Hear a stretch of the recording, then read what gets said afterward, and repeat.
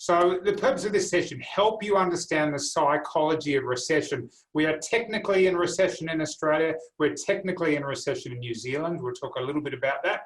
I want to help you build your strategy for dominating your local area and just reassure you that being in a recession doesn't mean your business needs to go backwards. Some businesses go forward in a recession. I'd like it to be you.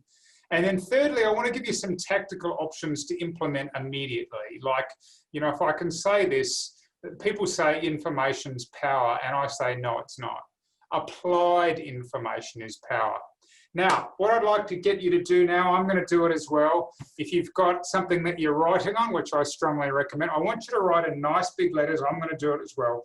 Take action now. We're training our brains to be looking for something to take action. There it is on my screen, take action now. Because I don't want to just entertain you. I want you to be looking. It's like you've got your little antenna up going, where's something that I can take action on in my practice? Okie dokie. So the agenda, a bit of an introduction. I'll give a brief background of me. We're going to talk about what message you are sending. And believe me, some of the messages I'm seeing being sent are not good. We're going to do some simple maths. I know not everybody loves maths, but I'm keeping it nice and simple. And then 3 lessons from big business. Because the truth is that big business can learn some stuff from small business, but small business can learn some stuff from big business. And then we've got time for Q&A at the end. Look, I've got the chat window up in front of me. And so I'm happy for you, if I say something that you don't understand, just type it into the chat and I'll do my best to address it. Yes, let's do that. Now, I think it gives me the chance to launch a poll, if you don't mind. So that poll should be visible now. Would you just type in your role? I can see we've got some more people joining, which is great. What's your role where you are? Because that'll just help me to pitch what I'm saying to you. Just type that in. That's good. And I'll see if we get an other this week. I tried to cover off most of the options. What an interesting mix today.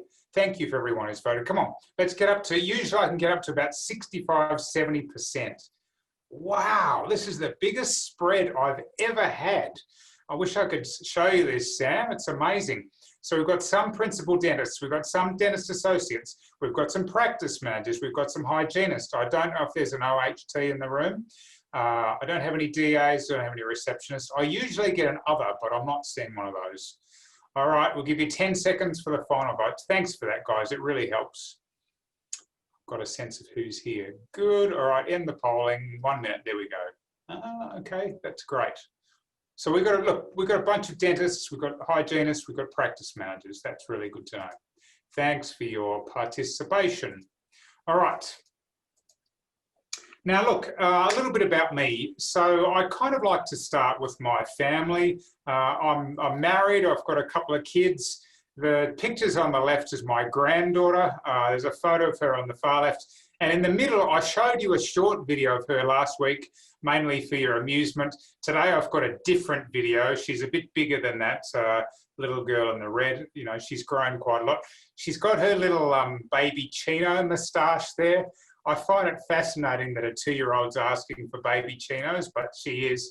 Anyway, this 15-second video, if you've ever had any interactions with little kids, you know, one of the things they can do is they can end up influencing your vocabulary. See what you think of this one. Hopefully the sound will come through. What's this? What's that? Orange. What's it called? Orange. It's orange, is it? Is it yummy? Yep, so I can tell you in my household, orange is no longer called orange, it's called orange. But anyway, you know, just thought that'd be fun to get things going. So for me, professionally, I've got a master's degree in marketing. I've worked with dentists, doctors and vets for 10 plus years. I really should update that number. International speaker, #1 Amazon best-selling author, winner of the Australian Dental Industry Association Awards in 2020, the Marketing Award. Quoted on, you can see all the different places there. In some ways, in dental land, it would be faster to talk about where I haven't been quoted. And then, believe it or not, we're actually finalists in 2 other awards at the moment. We're just waiting to hear in the next few weeks how we go with those. So hopefully that gives you a sense that I might know a little bit about what I'm talking about. Now, a little bit of background that's led me to this moment, the story of the Ds. The truth is, when I was out of school, I was a drummer. That was my first job. And believe me, that is a tough way to make a living. After that, I became a diplomat. You can see that's my diplomatic passport there. And I served the Australian government for 7 years overseas. Then I moved back from, I was living in the US, and I moved to Adelaide and I became a developer. I had a property developing business. That's one of our developments there. And then if you allow a little bit of poetic license, my final D was as a drug pusher. Now I say drug pusher, I wasn't pushing the illegal kind, I was pushing the legal kind.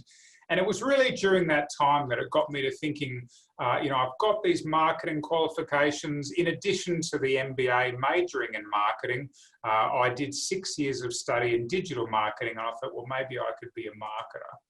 And I looked around and through a various series of events became a dental marketer.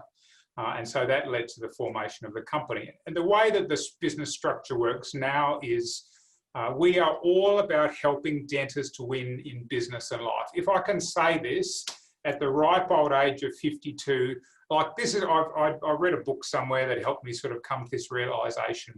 I am on this planet to grow people and to grow business. That's what fulfills me. And so doing this for dentists is extremely fulfilling.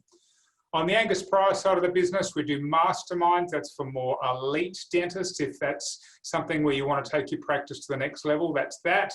Consulting one-on-one with practice and then training like this. And then the fairly newly launched dental marketing solutions where we do search engine optimization, Google Ads and websites. So I just say that to say this. What I'm talking to you about today is what I'm doing all day, every day. The business has been running for the past 6 years and a lot of background before that. Okay, now one other little piece of just a reminder, if you're on the call last week, we talked about what happens in a recession because we know that in Australia and New Zealand, both of us are technically in a recession. And the thing is that for some families, there's a change in income. I just want to be clear that in a recession, it doesn't mean that everybody loses their income. Now, that data below is the unemployment rate in Australia, with apologies to the Kiwis who are on the call. Bryony, maybe that's your homework. You can tell me, you can type into the chat what the unemployment rate in New Zealand is at the moment. But in August 19, it was 5.3%, and then it's moved to 6.8%. But this is the real kicker about a recession. It's actually not the change in income for some families. The real kicker is the change in consumer confidence and behaviour. It's that change in behaviour that's the thing that we've got to deal with. For many people, their circumstances haven't changed that much at all. I mean, I know we talk about 6.8%, but 93.2% of Australians still have a job. And I'm sure that number's very high in NZ as well. And indeed, just to give you an idea, I mean, here are the businesses that have grown during the recession, during COVID, during the recession. Alcohol, you beauty. I don't have any alcohol here in case you're wondering. This is soda water. Headphones, home delivery, home repair. One of my things, we're doing renovations at the moment. I wish you could be with me, probably not, because they've used the enamel paint today. Some of you know what I'm talking about. The whole house stinks of it. I go down and I talk to Bunnings, which I know is in New Zealand. I learned that last week. And I say, how's business? And they go like, never better. Online shopping, virtual appointments, Zoom. I wish I'd had shares in Zoom before this thing started. So not all businesses retract.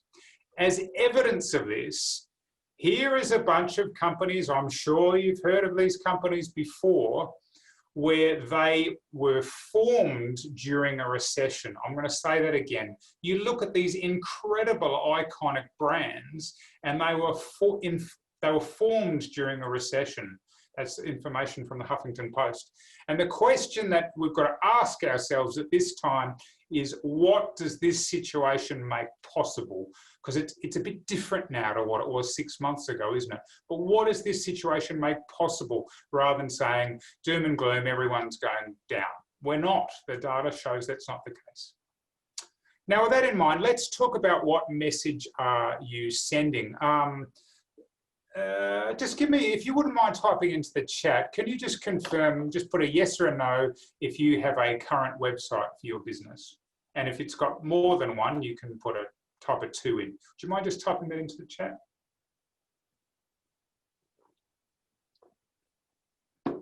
All right, good. Not seeing any no's yet, so it looks like everybody's got a website. That's good to hear. Do keep chatting, guys. It really gives me the energy just to deliver for you. All right, what message are you sending? So I've got a question for you. What is the #1 purpose of your website? And I might even answer that question for you, but while you think about that, to answer that question, I'm going to show you a photo. And for my generation, this photo works quite well. It's a picture of Blondie, Deborah Harry, and they had a very famous song, I think back in the 80s, which was Call Me. That is really the purpose of your website. If your website is not calling people to call you or perhaps book online, then your website is not working. So what message are you sending? So I had mooted, I was going to give you the 4 most wasted words on dental websites. And it's not just restricted to dentistry. The 4 most wasted words, and here they are. I think a drum roll might be in order. I told you I used to play the drums. Welcome to our practice. I wonder whether your website says that. I'm going to show you in a minute why those words are wasted. Let me say this at the outset. Your website, the prefix of your website is www, which stands for the World Wide Web. I would say to you, by inference, you having any kind of website at all means welcome. I mean, it's not like you can have a message that says, hey, you know, go away, we don't want you. I mean, that is totally inferred, welcome. You might say, well, what's wrong with saying welcome? Here's what's wrong with saying welcome to our practice. This is what the latest research shows. You've got 5 seconds. Interestingly, women, according to the data, this is not a gender comment, I'm just telling you what the data says, women have got a slightly shorter attention span on websites than men do. There's a lot of jokes there. I'm just going to leave them all alone. You've got about 5 seconds from when someone gets to your website to answer 3 questions. What's this about? Like literally, where have I arrived? Who is this for? And why should I engage? And I can tell you, welcome to our practice does not answer any of those questions. So what's this about? And I think I go through these. Look, I'll give some examples, but let me just explain. What's this about? You need to be super clear that this is a website for a dental practice. And I'm going to show you some examples where I'm scratching my head going, really? Like, I don't know what it is. You've got 5 seconds to answer that question.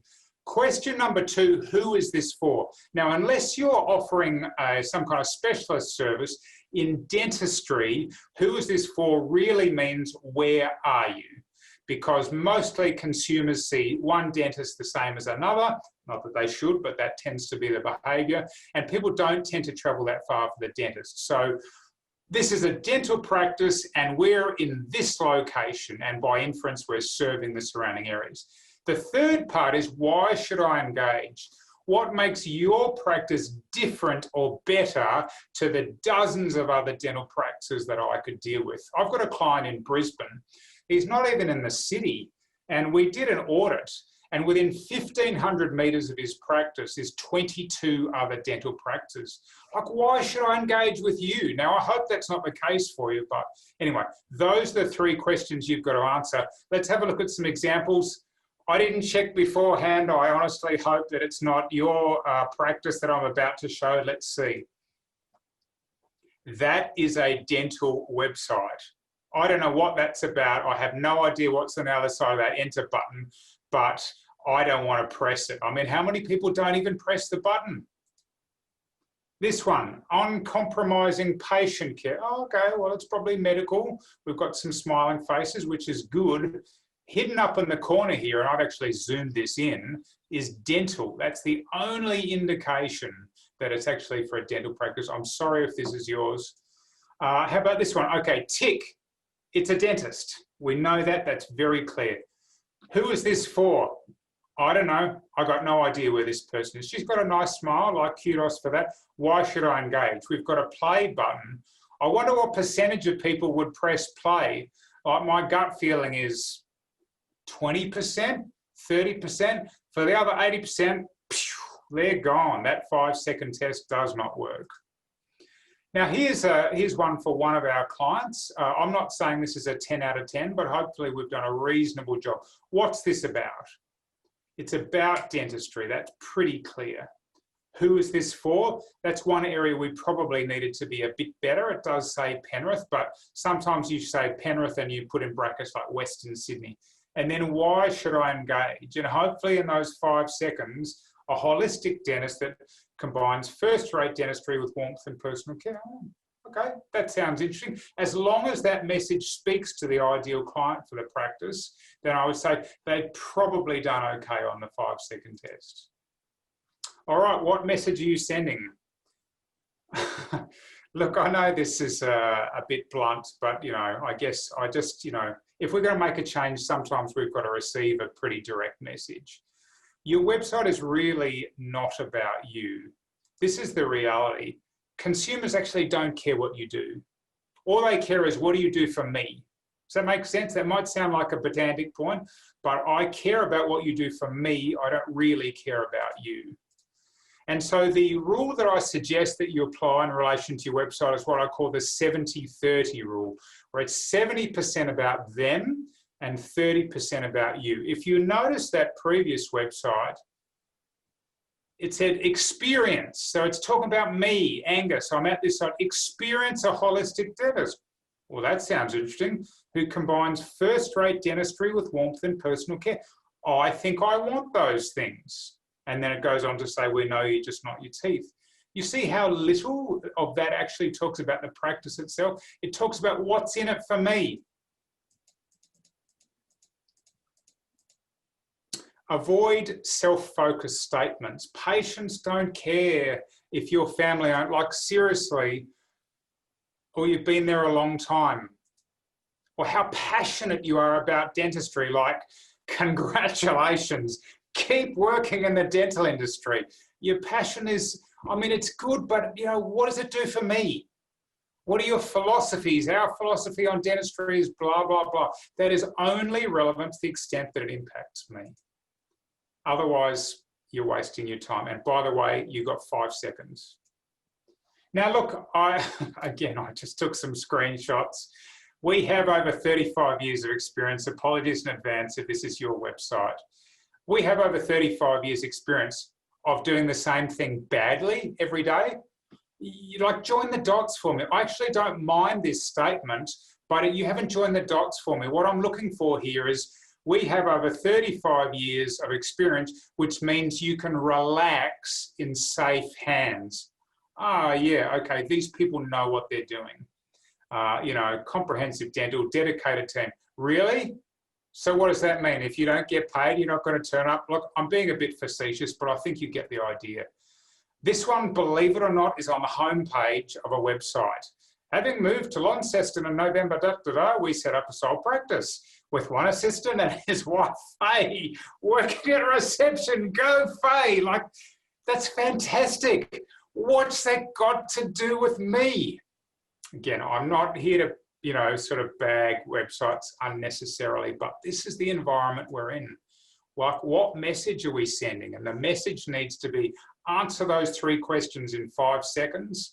And make it about what you do for me, not so much about you. I want to know a bit about you. By the way, the second most visited page on your website is the About Us page. And if you want to talk about your wife, Faye, and the receptionist, fine, do it on the About Us page, but not on the home page. All right, hopefully that makes sense. So, simple maths. I don't know if anyone's come across this guy, a guy called Jim Quick, and his t-shirt, you can sort of see it, it says knowledge times action equals power. Now, Jim Quick is, I think he calls himself sort of the brain guy. He's an expert on learning. And I want to show you a little technique to help you get more out of today, because the next bits that I'm going to show you may be a little bit more esoteric, but if you can use Jim's technique, you get a lot out of it.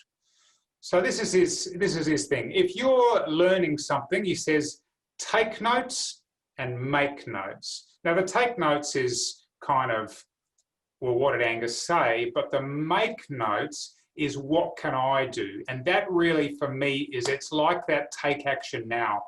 I hear something that Angus says. Now, sometimes you're going to hear something I say and you're going to say, we should do that. Bang, write that down. But sometimes you'll hear something that I say and that'll trigger another thought, and then it's like, I should do that, write that down. That's part of the role of learning. So that's a little piece of advice from Jim Quick. So here's some simple maths for you. You've heard of the 80-20 rule. 80% of your business comes from 20% of your clients. Now those percentages can change from practice to practice, but that is generally true. Like your number one spending patient with you in the last 12 months has probably spent between 10 and 100 times more than your sort of, you know, the person at the other end of the scale. Like, and the message here is not all clients are created equal, which begs the question, what can I do at my practice to be attracting more of this 20% where I'm getting so much of the business from?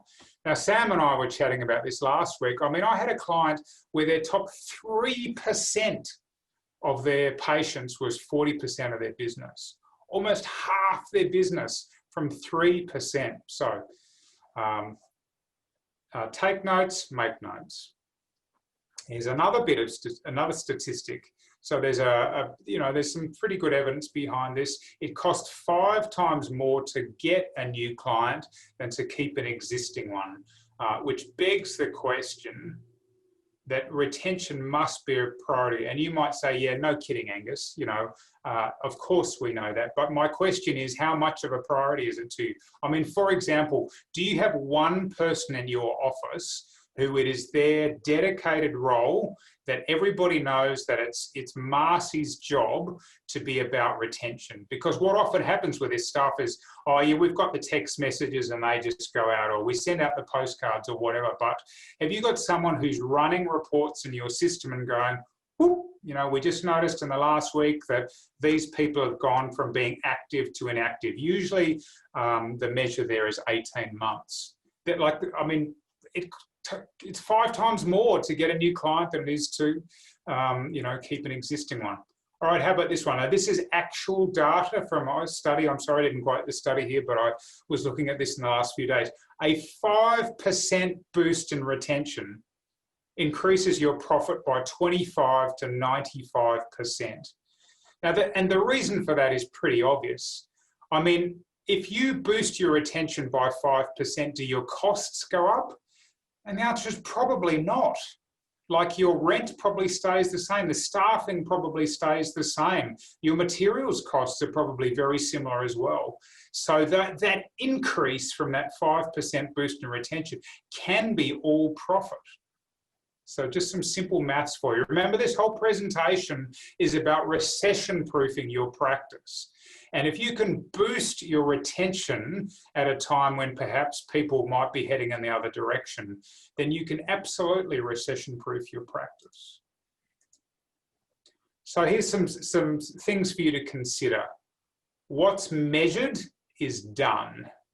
When was the last time you looked at your retention rates? When was the last time somebody ran a report to see who'd fallen from being active to inactive?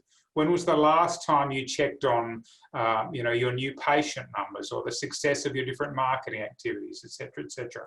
What you focus on grows, same deal. And this begs the question, so where is your focus? So remember the idea from Jim Quick. Take notes, make notes. What is one thing from this part of the presentation you go, Angus, you've piqued something in me. This is something we need to do to recession-proof our practice. 3 lessons from big business. Just type into the chat, because you've been a little bit quiet on the chat in the last little bit. Who is now, according to the value of the company, the world's most valuable company? Just type that into the chat. One thing's for sure, I guarantee you've heard of them. Just type into the chat, who is right now the most valuable company on the planet? And the latest that I've heard suggests that the valuation is around, I believe it's like $1 trillion. It's insane.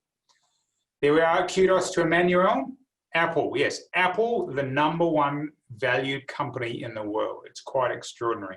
So we might have a listen to what Steve Jobs has to say. So 3 lessons from big business. Look, in small business, we can learn some stuff from big business, let's face it. Steve Jobs. Great things in business are never done by one person. They're done by a team of people. So therefore, I would say to you, a lesson from big business, and indeed I've done some research for this, and one of the things that keeps popping up is culture. Your office culture is key. Steve Jobs has told us that great things are done by a team of people. Now, these are just some measures of culture. There are a lot of other things I could have put, but this is one of the articles I read. Appreciation, celebration, and empowerment.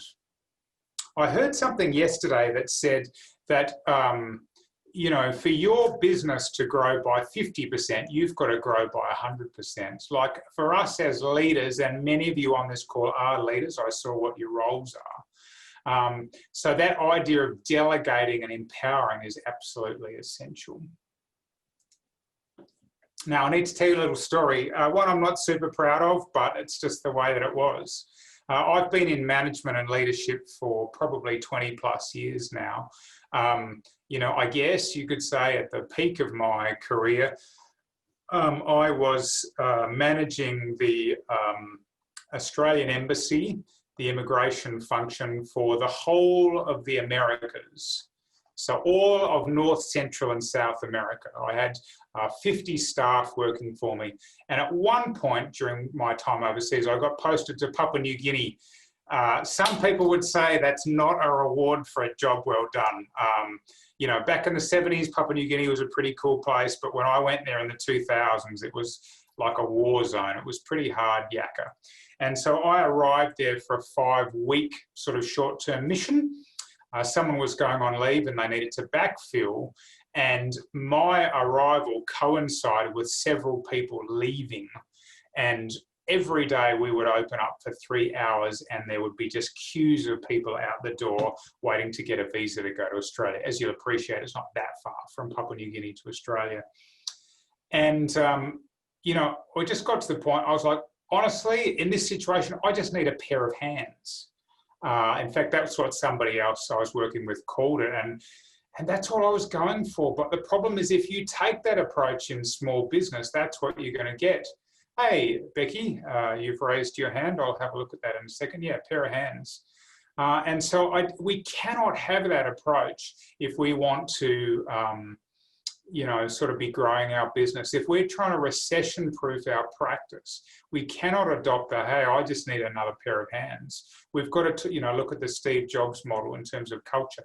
Now, here's a quote from Gallup. You've probably heard of Gallup polls and so on. Becky, by the way, I can see that you've raised your hand, but I don't, maybe you bumped it. I don't have a question in the chat, and I don't have a Q&A. So if there's something you want to ask, please type it into one of those.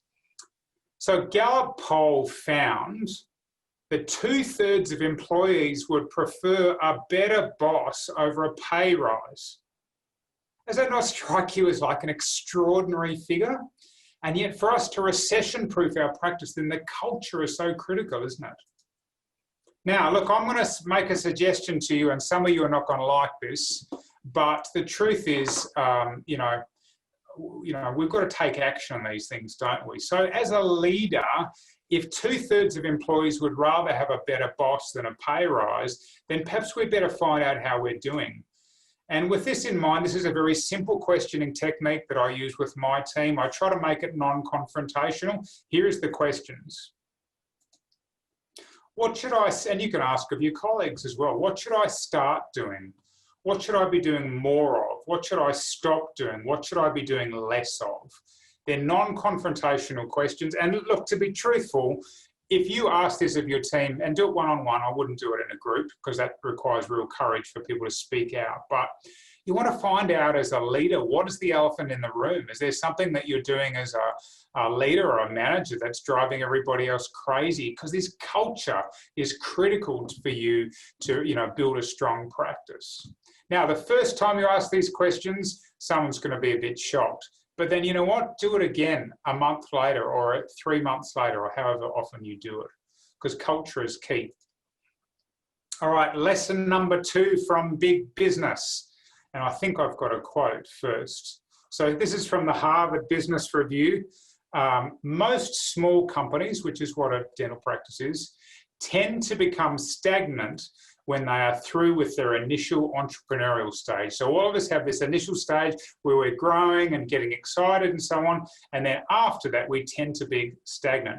So this is lesson number 2 from big business. And again, I didn't just pick this out of the air. You'll see where I've quoted it from, and I've read a number of different things about this.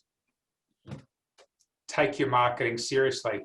Now, I can tell you I wrestled with putting this one in. I mean, I've got a marketing agency, and you're like, yeah, of course, Angus, of course you're going to say that. Well, this is a direct quote from Inc. magazine, and I could cite many other examples for this. Now, perhaps you've heard of this guy, Rich Dad, Poor Dad, Robert Kiyosaki. Just to give you an idea of, so he's sold over 40 million copies of this Rich Dad, Poor Dad series. Perhaps you've come across them before. Here's Robert Kiyosaki's quote about marketing, which I think is quite apt for the dental industry. I'm not the best author. I'm the best marketed author. I mean, it's fascinating, isn't it? Here's a guy who sold 40 million copies of his books, and by his own admission, he's not the best author. You know, we could say it like this. We're not the best dentist. We're the best marketed dentist. And this is my observation. If I look at practices that are fairly small and doing okay, like the one on the left, versus practices that are really large and doing really well, there is a difference in how they market themselves. I mean, I'd like to tell you that's not the case and that it was due to luck or whatever else, but it's just not true. I mean, I deal with a lot of practices and I get to see a lot of practices, and this doesn't happen by accident. I mean, the practices that I see, I run something called a mastermind, which I alluded to earlier. To be in the mastermind, you've got to be at least $1 million turnover. Many of them have got multi-million-dollar practices and or multiple practices. And they take their marketing seriously. They don't just leave it to chance. Is it a coincidence? No, I don't think it is. So I've got an example for you. This is a photo that I took in the last few weeks. I was at a busy suburban shopping centre. I call it a medium size, not like a Westfield, but a sort of in between size. This is a shopping centre not too far from where I live in Sydney. And it's a shopping centre where I struggle to get a park there most times. I will often park up the street because I can't get any parking. And it's a big car park. So there are certainly hundreds of people going in and out every day, probably thousands. And this is what I observed from a dental practice across the road. And I'm absolutely gobsmacked. That dental practice is open, but I find myself going, are you taking your marketing seriously? And I have to say on the basis of that, no. You're not. I don't know how good shape the practice was in, but I saw that and I was thinking, that is an unbelievable wasted opportunity for a few $100s of signage. Anyway, so take your marketing seriously. With that in mind, that's good, Angus. Thanks for that. I'm taking notes, but I want to make notes. Have a marketing plan. What is your plan? Is it kind of, let's sort of scattergun, let's try a bit of this, or someone, I got a call from someone today, we should do that, yeah, let's do that. Or have you got more of a coordinated plan about what you're doing? Do you know what your metrics are in measuring results? I mean, one of the realities of, dental business in Australia, and I assume it's the same trend in New Zealand as well, is that in the last 5 years, the Australian population grew 7% and the number of dentists in Australia grew 18%. So the competition is increasing. Even in a recession, the competition is increasing. So have a marketing plan, identify key metrics and measure results. And then the third part I'd say, and again, you think, well, Angus, that's a rather self-serving statement, but when I think back to these other practices, that, the one that's big and doing really well, these people are not doing this themselves. They're getting professional help. The little ones might be dabbling at it themselves. I can tell sometimes. We had a client on the phone to us recently and they were like, oh, but can't we just sort of do this for 1 month and then we'll kind of do it ourselves? And I say, well, are you happy with the results that you've been getting thus far? Because otherwise you're going to end up like the little practice, whereas, what I want for you is to be a practice that's recession-proof. Hopefully that makes sense. All right, lesson number 3 from big business. Make your customers feel special. So here's a question for you. How likely would your patients be to recommend you to their friends and family? What I'm going to get you to do now, I know it's a bit hard to tell, there's going to be a spectrum, but if you had to do an average, if you surveyed all of the patients you've seen in the last 12 months, no one else is going to see the number that you type in. Just type in a number between 10 and 1. 10 is, yeah, I think they all, without exception, they all love us and they would definitely be recommending. 1 is, no, nobody would recommend us. Just if you can put in what you think is an average number for your practice, just type that into the chat, please.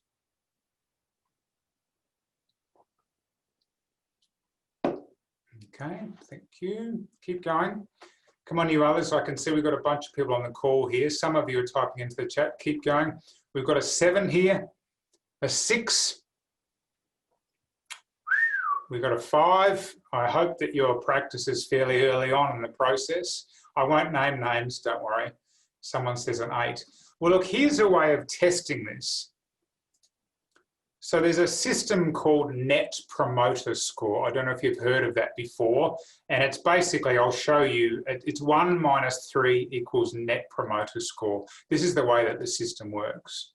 So for some of your clients, they could get a score of between 9 and 10, which is they are loyal enthusiasts who will keep buying, keep doing business with you, and they refer others. Every practice, I hope, has got people who would jump off a bridge for you. That's the way I describe them, bridge jumpers. Then we've got this group in the middle. Now, you might think this is a bit tough, but passives with a score of 7 to 8. So they're satisfied but unenthusiastic. Like, I go and see the dentist, they're fine, the staff are friendly, I have no complaints, they do a good job. The problem with the passives is they're vulnerable to competitor offers. So if they're walking in a shopping centre, like one near me that says, in practice whitening for, I think it's like $199, they go, oh, I wouldn't mind getting that done. I'm getting some photos or I'm going to see some old friends, let's get that done. So that's your passives. And then the third group is detractors. If somebody's scoring between 0 and 6, this is not good. Unhappy customers who can damage your brand via bad word of mouth. And just so you understand, this is how the Net Promoter Score works. You add up the number of people, or perhaps the percentage of people who are promoters, and then you subtract the percentage of people who are detractors. And that is your Net Promoter Score, because the passives, they're not really one way or the other. They're not sort of helping you, they're not hindering you. But what we want is we want more promoters than we have detractors. So what I recommend you do as part of this is, to help more people be promoters, we've got to give them what they want. And the simple thing you can do is to run a survey where you ask questions like this. What's the best part about dealing with our practice? What could we do better? Now, the fact is you should be collecting email addresses from your clients, and I think this feedback would be invaluable. What I would recommend you do is you offer something to them for entering the survey. Make it non-dental, give them a Coles My gift card or whatever, and set it up on something called SurveyMonkey. It's free, and it could be like a 5-minute survey. And you say, hey guys, we'd really like to understand how we can serve you better. I would actually have it in the practice as well, one that they could fill out on an iPad, and just ask them a few simple questions. What's been the best part? What could we do better? You know, any other comments? And then, you know, can we contact you? But this kind of information is invaluable. If you're going to get a whole bunch of people that are sitting here in the 9 or 10, the promoter, it's not going to happen by accidents, because you understand what they want, and to the extent you're able to, you give it to them. All right, so let's summarize. We've done a bit of an intro, some background. We've talked about the message you're sending, that particularly around your website. We've done some simple maths, the 80-20 rule, the 5X rule, you know, that profitability rule, and then 3 lessons from big business. What was that about? It was, the first one was about culture, super important for recession-proofing your practice. Secondly, take your marketing seriously. I'll show you one thing in a minute. If you go, well, this is good, Angus, I wouldn't mind doing something a bit better with the marketing. I'll show that to you on the screen in a second. And then the third example, isn't that funny? It's just popped out of my head. Yes, making your customers feel special. So let's just recap the purpose and our agenda. Then I'll bring Sam back on and we'll go through some Q&A. So hopefully I've given you a bit of an understanding of the psychology of recession.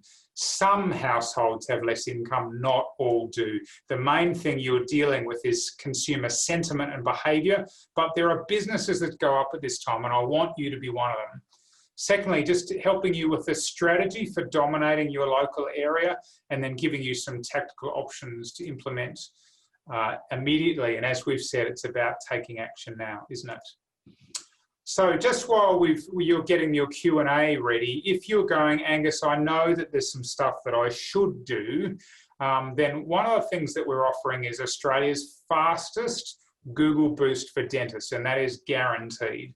We guarantee you a 15% boost in 90 days, and if we don't achieve that, you don't pay anything. And the way that it works is very simple. If you get across to anguspryor.com/fastest, you can enter your practice details, and we will do a check to see if you're eligible. Not everybody is eligible for this. One thing is for sure, if you are eligible, one of 2 things happens. You either get that 15% Google boost in traffic, which is great, you know, that means more patients. You get that in 90 days, or you don't pay a cent. So that's kind of the best offer we can make. Right, so we've got some good questions. Thanks, Emmanuel. Now, first question, how important are physical business cards? If you wanted me to give them a number, I'd say they're about a 5 out of 10. What I prefer over a physical business card is a referral card. Now, we haven't spoken about referrals today, but let me grab my whiteboard. You can have something made up that's about the size of a business card, and you have, you know, the name of your business, and then you have the new patient's name, referred by, and if you want to, you can have a because, and they can fill that in.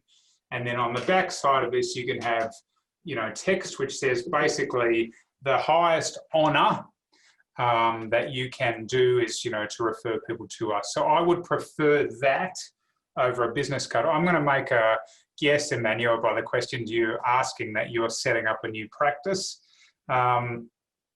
Is there any point in handing them out when meeting people? I would rather get people to go to your website. I think the business cards are okay, but frankly, and just be aware, we covered this last week, but I'll give you a bit of a recap. I mean, when I consult with dentists, there are 12 things that we take them through, but I would say getting your Google House in order is very, very high. I would say referrals is very, very high, and that means asking for them and having a referral card. What's the other thing I'd probably be looking at?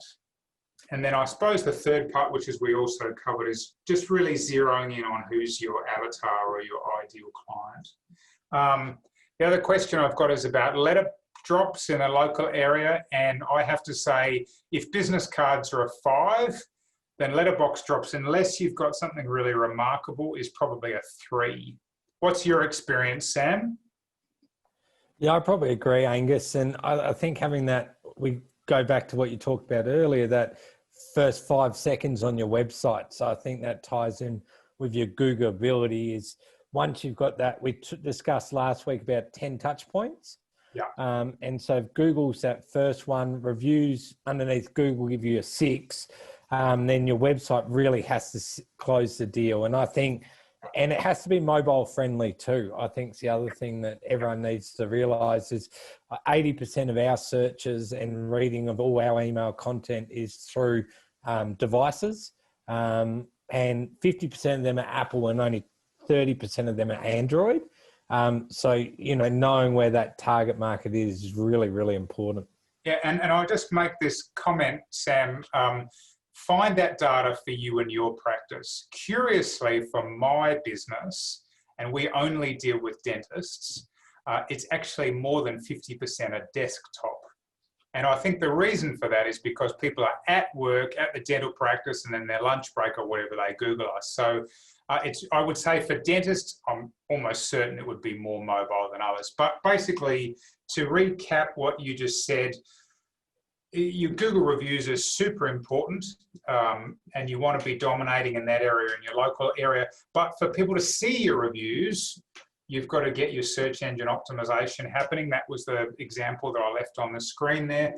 And then thirdly, making sure you've got a strong website with that 5-second rule. So thank you, Emmanuel. Those are excellent questions. All right, what about the others? What else have we got? Sam, I'm conscious that, you know, Trevor is both your boss and your father. And I just have to ask, has Trevor ever said to you, Sam, what should I be doing more of? What should I start doing? What should I stop doing? Look, it's a bit tricky because you've got a family dynamic, which most of us don't have, but I just wondered what would be your reaction in that situation? We did definitely discuss it as both avid fans of the All Blacks. I still remember, you know, 10 years ago, watching a documentary of Richie McCaw, and they're talking about the young guys coming into the All Blacks and what it's about. And number one, they're a caretaker for their jersey. And second thing was the older guys in the team always picked up all the rubbish in the change rooms. And, yeah, I've heard that. You know, we talk about leadership, leading by example. And, you know, as a leader, we always discuss, well, what can we do to improve everyone by communicating them, but also how do we lead by example, and what are the little things that make a big difference? So, and that's that constant communication. So we do have some pretty good chats about evolving, both of us, and sometimes it gets hard to take feedback on board. But, you know, at the end of the day, feedback's there to help you grow as a person. Yeah, look, thank you, Sam. That was an excellent comment and way less flippant than I was expecting. Just be aware, Sam and his dad, Trevor, are world-class sledgers, but thank you for that. Look, I was going to say something. There's a guy that I follow called Ty Lopez. He's a mentor of mine. I've actually met him and had dinner with him. And he said something very interesting about some of the most successful people in the world. You know, a lot of us are externally humble. You know, like if Sam says after this, look, you know, Angus, your presentation was pretty good today, but, you know, there are a couple of things that are a little bit off. And I'll be like, oh, yeah, you know, thanks very much. I really appreciate the feedback. But internally, we can actually be quite arrogant. So it's easy to appear as though we're externally humble, but our mental game is saying, stuff you don't know what you're talking about. Now, here's the thing. If you look at some of the most successful people of all time, perhaps you've heard of a guy called Michael Jordan, arguably the best basketballer of all time. And externally, in some ways, he was quite arrogant. But what his coaches said about him is he was one of the most humble players internally that they had ever coached. He was always coming to the coaches and going, what can I do better? And like our goal for today, take action now. Michael Jordan would be a person, if the coach told him to do something, he'd do it. So that humility to go and ask that question is one thing. And sometimes it's tough, I get that. But it's also that internal humility to say, you're right, I am just a little bit off course. I need to get back on course. So. All right, any other questions? We've had some good ones there. Any further ones? Sam, I'm not seeing any more. It looks like we've still got good people staying on, which is great. I'm going to do the, we've got Trevor as well. Angus, I just wanted to come in and jump in the back of that comment you made, because I think that one of the great challenges that we have these days is showing that humility. And I know in our business, encouraging people to come and ask questions when they need help is the most challenging thing that I think I do as a leader. And we all need help. But I think a lot of people, we've encouraged the youth of today to be so self-orientated and independent, if you like, that they sometimes won't come and ask for assistance. And I think by coming to ask for assistance, it's really, really powerful when they're in trouble, and they can get themselves way quicker advanced to where they want to go if they just come and ask for it. And this is why I think, with the oral healthcare professionals that are on the call are talking to people from Good Dental about how they can best use products, or any of our competition reps. How do I best use this equipment? How do I get all the value out of it? Or coming to people like you who can help them run their marketing and get more patients coming on board. There are people with expertise that we can ask to support them. And the more we ask, the more we learn. And the more we develop quicker to get to that ideal scene we're looking for. It's interesting you say that, Trevor, and I'm conscious we've got a couple of minutes left before we finish. I used to be a sales manager in a company that was calling on clients, and we found that it wasn't a coincidence. The people that worked best with industry typically had the best businesses. Yeah. The people who were sort of, this is my thing over here and you do your thing over there. I mean, as I like to say, success leaves clues. And to me, that sort of very closed approach, I would say that flies in the face of what Steve Jobs has told us, which is it requires a team to be successful. And there's no reason to exclude, industry from that, because the one benefit that, whether it's Gunz or whoever else you're dealing with is they get to see across a whole swag of practices all over Australia and get a sense of what's normal, what's best practice, what's some stuff you should be avoiding. Yeah, absolutely. Thanks. Cool. All right. Well, I think, Sam, we might be done. I'm not seeing any more chats. There's no more Q&A. We appreciate everybody hanging on. Sam, I'm going to hand it over to you and then we're done. Perfect. Well, if we're in a room, I'd ask you to put your hands together for Angus. Thank you for your insights over the last 2 weeks. If you want to do more with Angus, we love working with Angus. www.anguspryor.com, and they'll help you find out, or just Google him. He's well and truly at the top of the search there. But thank you for joining us. I hope you've got a bit out of us. If you want more information like this, our weekly Profitable Practice Partner email comes out every Thursday at 4:30 and provides up-to-date information on how you can grow your dental practice, has a range of courses, educational videos, and access to some exclusive Gunz Dental offers. So it's a wonderful place. We call it the Information Hub. Angus contributes, and we have other partners contribute to it, and it's a fantastic just weekly catch-up on ways you can grow your dental practice, both clinically and business-wise. But other than that, that wraps it all up. And make sure you get in contact with Angus, #1 Amazon bestseller, and we might get him to play the drums and put it up on the PPP email one day so we can see how it goes. But anyway, thank you for joining us. Thank you, everyone. Here's the bit of drum that needs to finish off the whole thing. See you guys.